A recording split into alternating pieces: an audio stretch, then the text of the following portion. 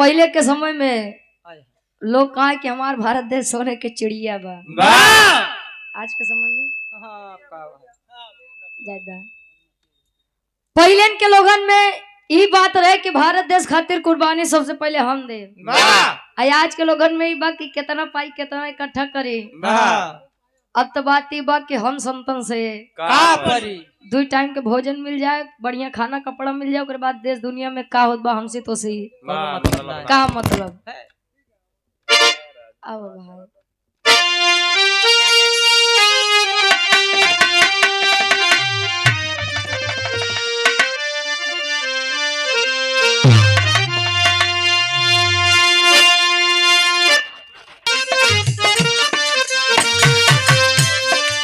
झंडा तिरंगा की महिमा विशेष, झंडा तिरंगा की महिमा विशेष, झंडा तिरंगा की महिमा विशेष। शांति क्रांति के देला संदेश हो, शांति क्रांति के देला संदेश हो, शांति क्रांति के देला संदेश हो। गतिशील चक्र कहला समुझाई,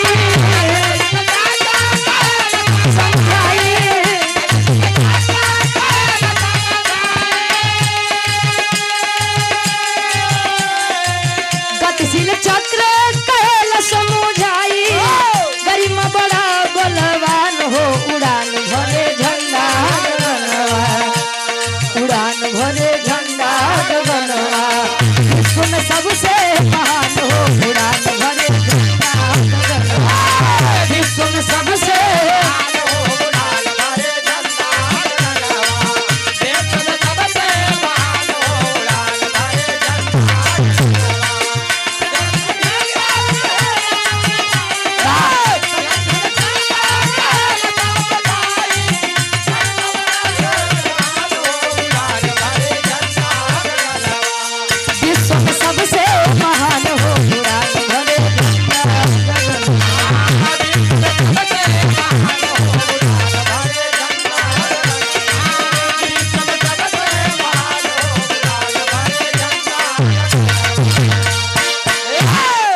आज 26 जनवरी है और साल भी 2026 ही चल रहा है। इसी दिन हमारे भारत देश का संविधान लागू किया गया था। गुरुजी, लोगों को कुछ कहने सुनने का मौका मिला था, महिलाओं को बराबरी का अधिकार मिला था।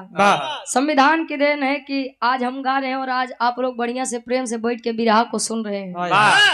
संविधान की देन है। गुरुजी देखिए, भक्ति भाव भोजन करिए। Doctor B.R. अम्बेडकर साहब जी ने भी कहा था कि अपनी अपनी आस्था है और कोई भी धर्म हो अपने हिसाब से वह अपना धर्म चुन सकता है, लेकिन केवल माने तक माना जा, पूजा करे ले करा जा, पाखंड मत फैलाइए। आखिरी भाव बाई गीत के ओकर बाद फिर बड़का भैया के नंबर है। कैसे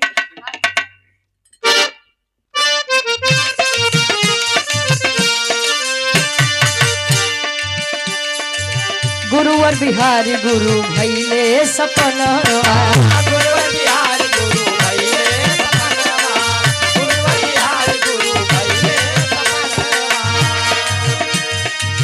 कबीर राधे श्याम जी के सुंदरी रचना, कबीर राधे श्याम जी के सुंदर रचना, कबीर राधे श्याम जी के सुंदर रचना। सौंदर्य प्रेम भाईचारा बढ़ावा,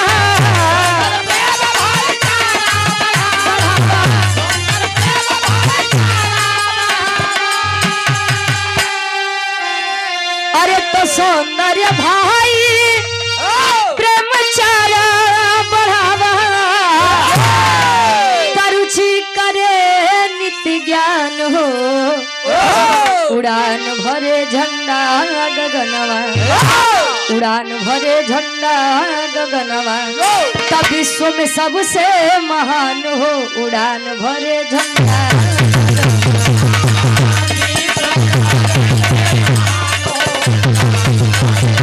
वाह।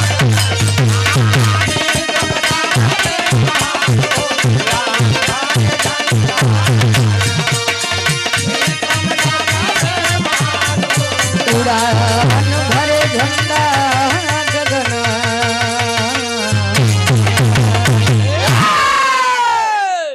इसे 26 जनवरी और 15 अगस्त को होता है राष्ट्रीय ध्वज का। वाह 2 रुपये के 4 रुपये के लई के साइकिल में गाड़ी में हाथे में लग के देखता है तो गालियों में लगा वाला सिस्टम आई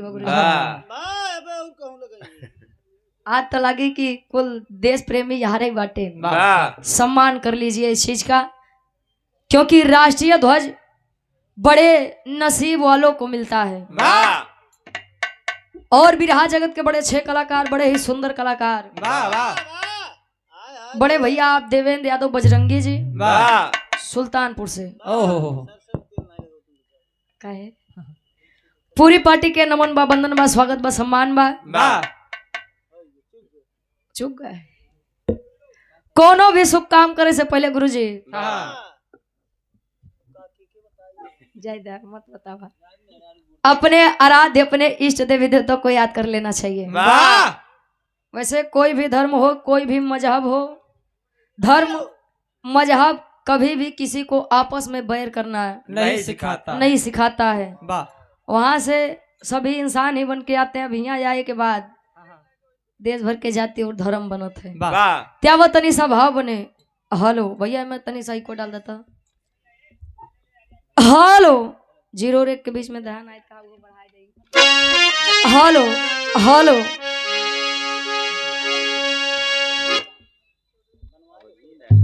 अरे जब बना तो लखा था। हेलो बार बार एक चीज करवा था भाई बना देता तू सुकून से बैठा मऊ सही गाय ले। उनका छोटको भेजा जो ना रहन में को लगवा भेजा मशीन भाई तुम्हारे 1 नंबर के भाई। वाह ऐसे बढ़िया इनके घर में हुआ।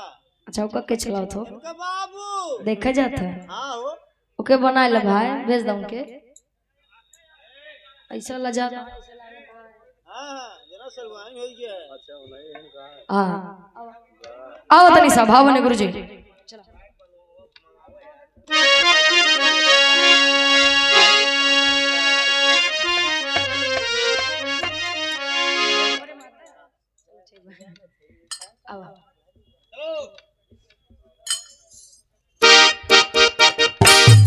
हेलो जी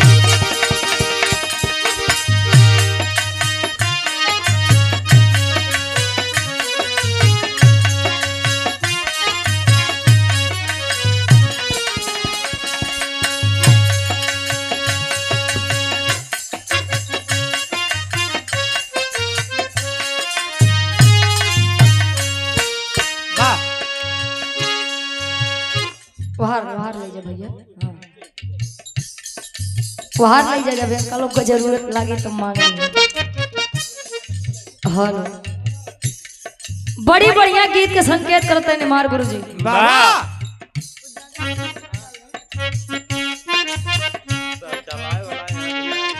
कहते हैं कहीं कहीं एको ज्यादा बा भाई 0 और 1 के बीच में कह रहे डाल के।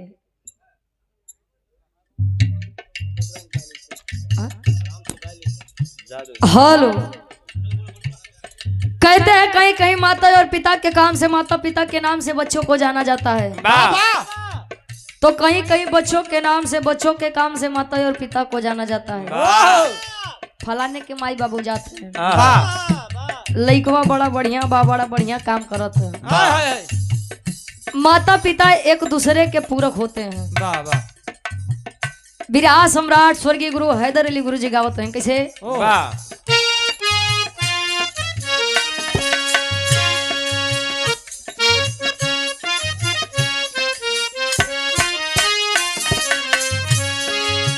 कहे तो हो रे माता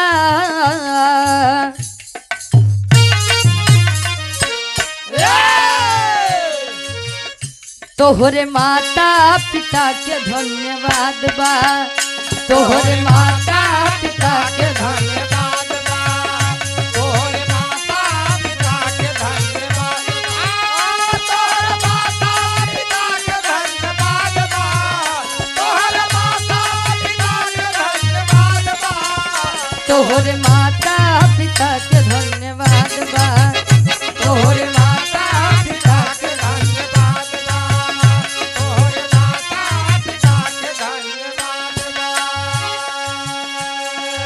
कहे तोहरे माता पिता के धन्यवाद बा। लव कुश कांड में वाह हैदर अली गुरुजी इस गीत को गाए थे।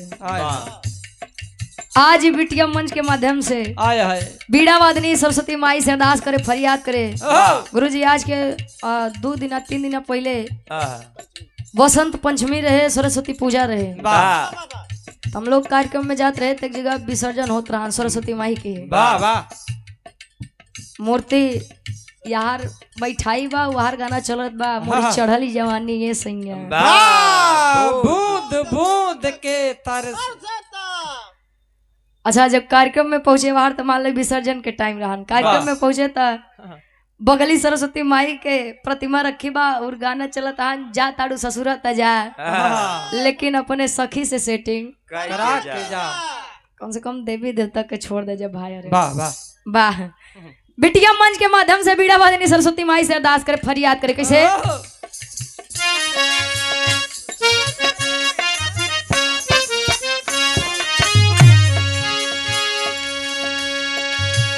माई बिटिया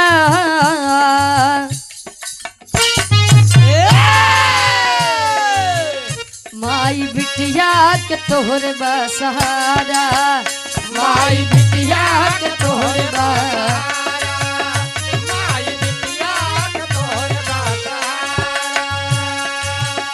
गीत संगीत स्वर लय सवारा,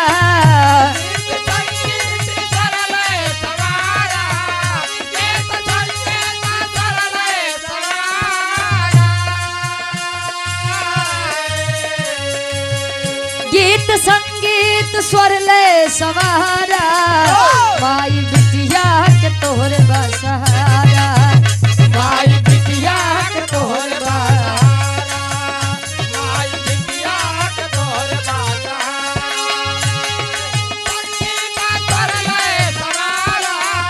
गीत संगीत स्वर लय सवारा, माई बिटिया के तोहरे बा सहारा।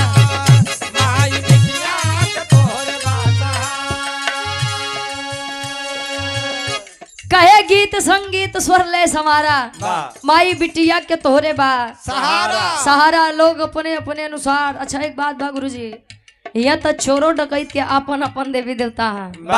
समाज में 2 प्रकार के चोर होते हैं, एक पढ़ा लिखा एक अनपढ़। जे पढ़ा लिखा हो तो निवेदन करिए हे काल रात्रि माई, ए माई जा तही आज कैसो लहान बैठाए दे तू। अजय अनपढ़ चोर हो ए संझा माई, ए अनहरिया माई, आज जाते अहिराने में बस कैसो लहान बैठाए दे। अब पता लाग भैंस लेके भागे बाप पकाए लेके भागे। अंतरा के पहले अंताल में बिटिया अरदास करे कैसे।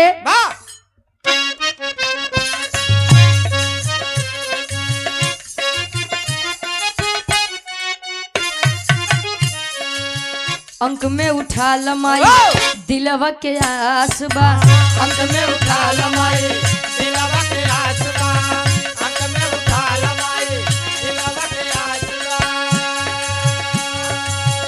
अंक में उठा लमाई दिलवा के आसबा, तू आई गवई बुमाई पूरा विश्वास बा, तू आई गवई बुमाई पूरा विश्वास बा, तू आई गवई बुमाई पूरा विश्वास बा।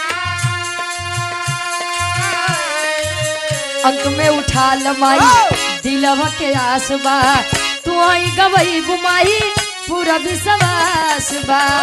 कहे चमके सोहरत गगन जैसे तारा, चमके